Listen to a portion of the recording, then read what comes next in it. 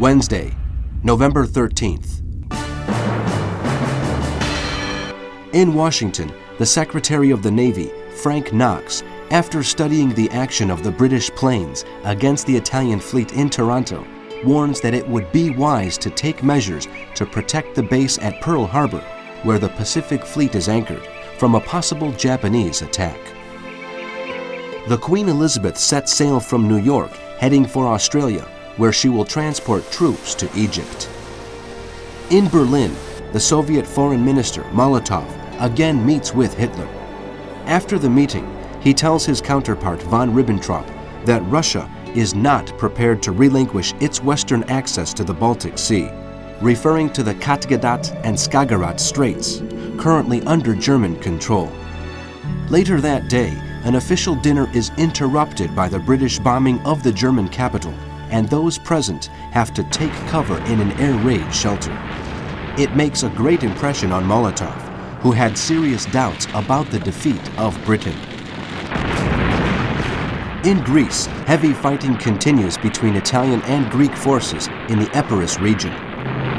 Gandhi informs the British Viceroy in India, Victor Alexander Hope, Marquis of Lithingau, that threatening to arrest members of his party will not put an end to their campaign of civil disobedience against the war and for independence. In North Africa, Italian planes bomb military installations at Suez and different airfields in the Cairo area. In response, the RAF attacks the Italian cities of Brindisi, Taranto, and Bari. The Free French forces of General de Gaulle enter Libreville, the capital of Gabon, to consolidate their position in the country.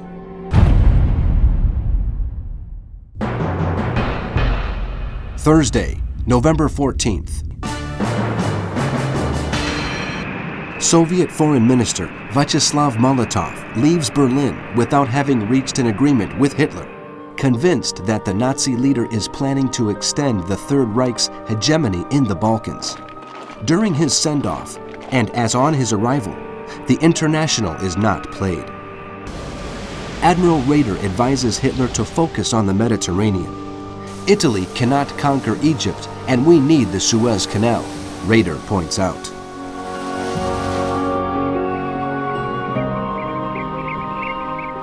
However, in Hitler's view, the Mediterranean plays a secondary role. After Molotov's visit, he is obsessed with the Russian question. He orders a place to be found in Eastern Europe to set up his headquarters during the planned invasion of the Soviet Union. This will not end as in a marriage of convenience, as the Bolsheviks would like, he tells the chief of the Kriegsmarine.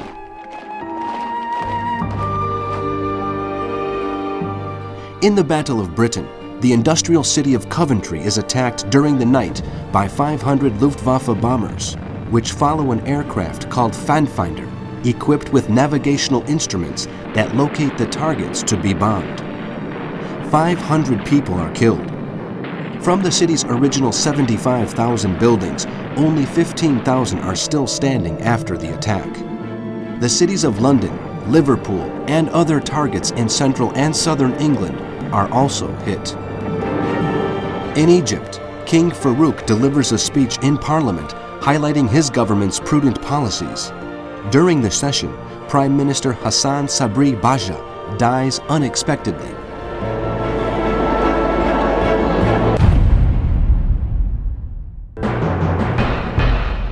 Friday, November 15th. In Poland, more than 350,000 Jews are crowded into the Warsaw Ghetto. Walled in and guarded by Polish and German police, it is only possible to leave with a special permit. In Greece, the Greek army, supported by British troops from Alexandria, carries out a powerful counteroffensive, forcing the Italians back on all fronts. The RAF bombs the airfields of Korica and Agrio Castro in southern Albania. The Italian forces retreat across the Albanian border and thousands are captured. In the Battle of Britain, the bombing of Coventry and London causes extensive damage in the industrial and residential areas of both cities. Birmingham, Southampton, Bristol, Plymouth, and Liverpool also suffer.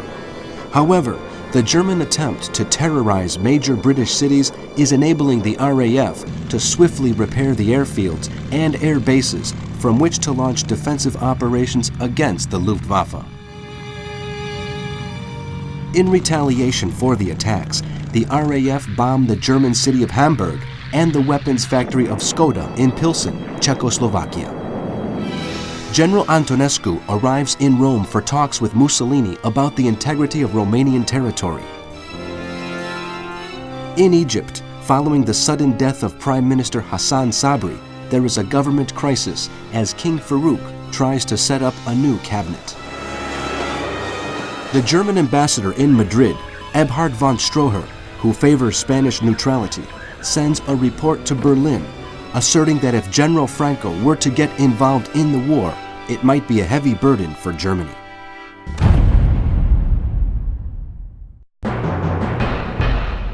Saturday, November 16th. The Luftwaffe undertakes one of its most aggressive offensives against London. Unlike Hitler, Winston Churchill visits the worst-hit areas to show his support and sympathy for those affected.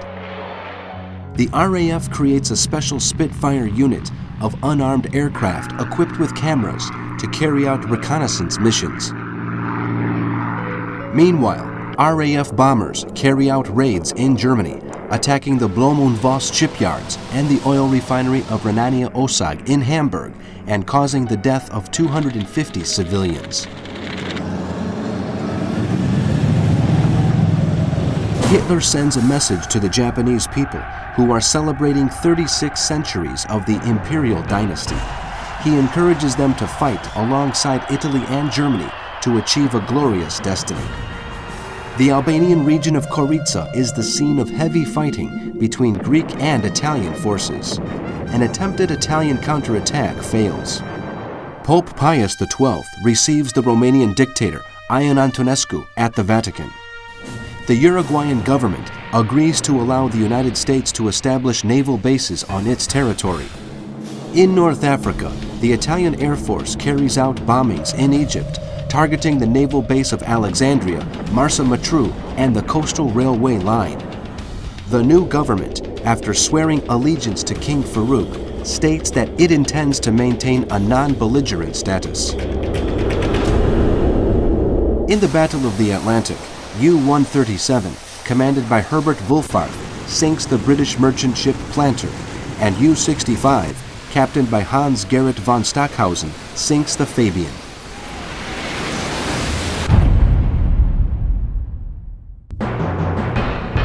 Sunday, November 17th.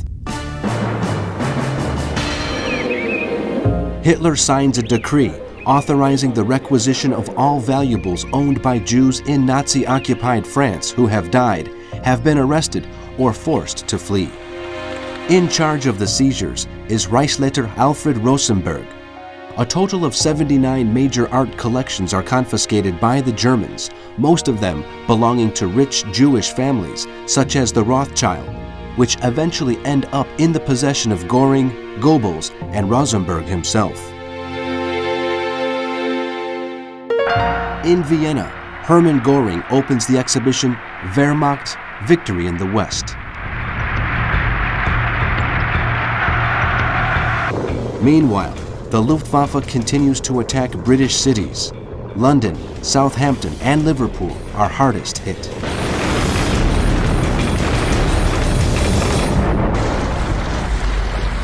The ships of the Royal Navy participating in Operation Collar sail towards the central Mediterranean. The Italians are aware of the movement of the British ships and prepare a naval force commanded by Admiral Inigo Camponi to stop them.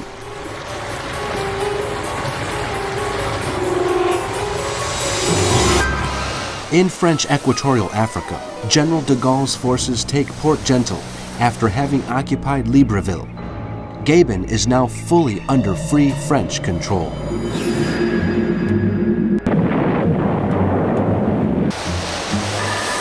In the Battle of the Atlantic, the use of new technology by Allied ships and an increase in air surveillance are reducing the effectiveness of the German U-boats.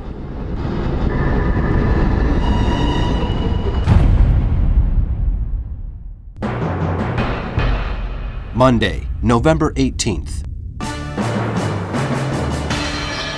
In the Berghof, Hitler's mountain residence at Berchtesgaden in the Bavarian Alps, the Nazi leader welcomes Spanish Minister Serrano Suñer and Italy's Count Ciano and reproaches the Italian for the disastrous invasion of Greece.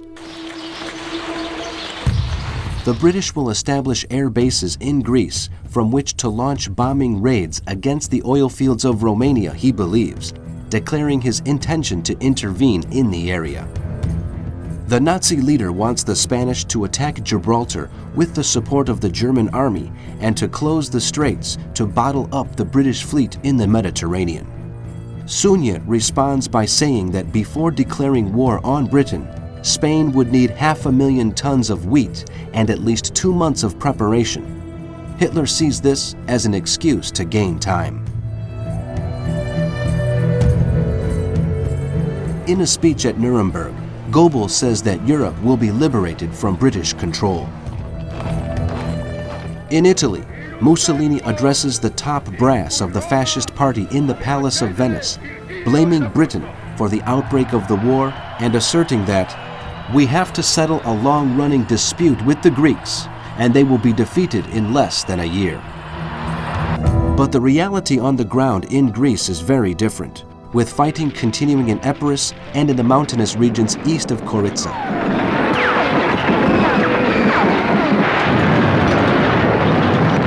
From Tokyo, the Soviet super spy Dr. Richard Sorge informs Moscow that the Germans are planning to invade Soviet Russia soon. For the first time in the Sea War, a plane equipped with radar spots a German submarine patrolling the Atlantic.